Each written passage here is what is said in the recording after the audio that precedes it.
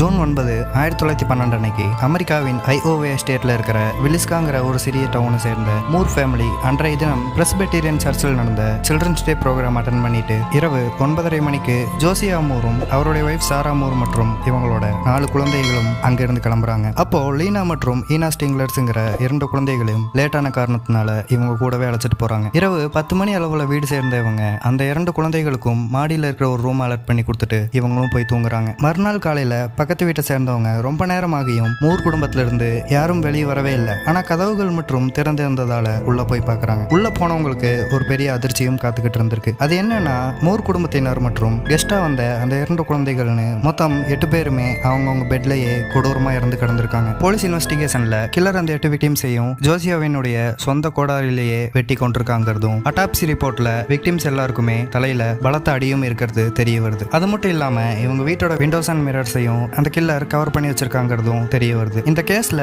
Moore குடும்பத்தினருக்கு வேண்டாதவங்களும் சில பொது நபர்களையும் விசாரிக்கிறாங்க. ஆனா இவங்க யாருமே கொலையாளி இல்லைங்கிறது பிற்காலத்துல தெரிய வருது. அதோட அந்த கில்லர் யாருங்கிறது இன்றைய வரையும் ஒரு மர்மமா தான் இருந்துட்டு வருது.